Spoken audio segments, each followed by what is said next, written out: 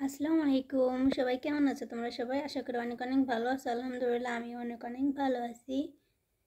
তো 2 দিন ধরে ভিডিও দিতে পারি না, ফোনটা রাগ করে ভেঙে ফেলাইছিলাম। এখন ফোনটা ভেঙে দেখি মানে যেই টাকা দিয়ে ফোন কিনছি তার মানে অর্ধেক টাকাই চলে গেছে ফোনটা ঠিক করতে গিয়ে। তো যাই হোক না কেন, আজকে তোমাদেরকে কিছু কথা বলবো। তো শোনো। তো অনেকেই কিন্তু দেখছো যে আমাদের ঢাকায় কিভাবে নিজের মা দুইটা সন্তানকে কিভাবে মারছে। আমি ভিডিওটা দেখে সত্যি আমার অনেক খারাপ লাগলো যে মা হয়ে জীবনও পারে নিজের সন্তানকে এভাবে মারতে। তার মানে তো আমরা এটাও বলতে পারি যে মাদের কাছেও কিন্তু ছেলে মেয়ে মানে অতটা ভালো থাকবে না।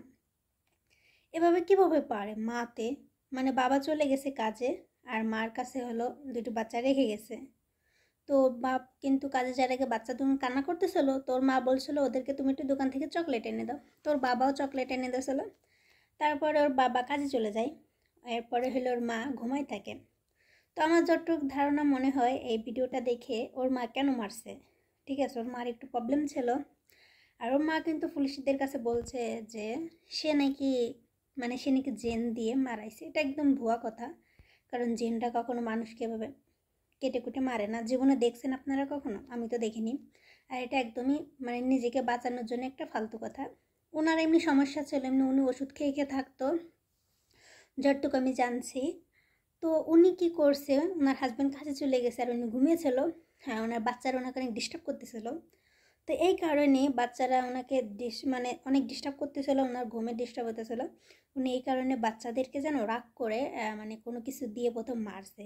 তারপরে গলা কাটছে, পরে হাত কাটছে, পা কাটছে, কেটে কীভাবে ফেলে রেখে দিয়েছে। আবার পরে নিজেই নাটক করতেছে যে আমার বাচ্চাকে কেউ বাইরের থেকে এসে কেউ মেরে ফেলছে। পরে নিজেই কান্নাকাটি করতেছে, কিন্তু নিজেই মারছে।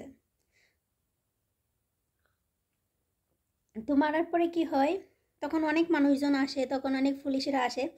আসার পরে দেখে সিসি ক্যামেরা, আজকাল তো সিসি ক্যামেরা থাকে সবার বাসায়। তো সিসি ক্যামেরাতে দেখে না যে বাইরের থেকে কেউ আসেনি। তারপরে সন্দেহ হয় ওর মাকে। তো ওই মাই ছিল বাসায়, আর তখন ওই ক্যামেরায় দেখতে পারে বাইরে থেকে কেউ আসেনি। মাই বাচ্চাকে ভাবে দেখে চিল্লাপাল্লা করে কান্না করতেছে। তখন পুলিশ এসে দেখে যে বাচ্চাগুলোর কি অবস্থা, হাত কাটছে। মা হয়ে কিভাবে পারলো? হ্যাঁ, ছোট ছোট বাচ্চা, তারপরও ছোট ছোট বাচ্চাদের কিভাবে হাত কেটে ফেলে দিয়েছে মা। কেটে ফেলেনি, বাট যেটা বলে যে রক কেটে ফেলে যাতে না বেঁচে থাকে। প্রথম গলা কাটছে, যখন দেখছে গলা কাটার পরে তো মরেই যায়, মরার পরও যেন হাত কেটে রাখছে, 2 হাত 2 পা। তাও 2টা বাচ্চা, একটা বাচ্চা মারলে কথা থাকতো, তাও 2টা বাচ্চা। ওই মাই তো পেটে ধরছিল বাচ্চাদেরকে। তাহলে মারে কিভাবে? তুমি জানো আমারও একটা বাচ্চা মারা গেছে, ঠিক আছে, তোমাদেরকে একদিন শেয়ার করছি। কিন্তু জানো আমার বাচ্চার জন্য সত্যি কথা আমি এখন অনেক কান্না করি, কারণ একটা মা জানে একটা বাচ্চা জন্ম দিতে গেলে কতটা কষ্ট হয়।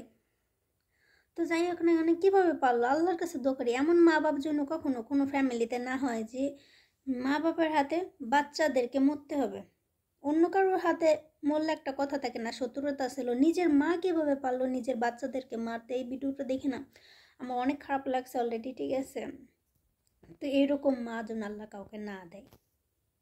আর ভিডিওটা ভালো লেগে থাকলে অবশ্যই বন্ধুরা শেয়ার কমেন্ট অবশ্যই করবা। আর তোমাদের কি মন্তব্য অবশ্যই আমাকে জানিয়ে যাবা কমেন্টের মাধ্যমে।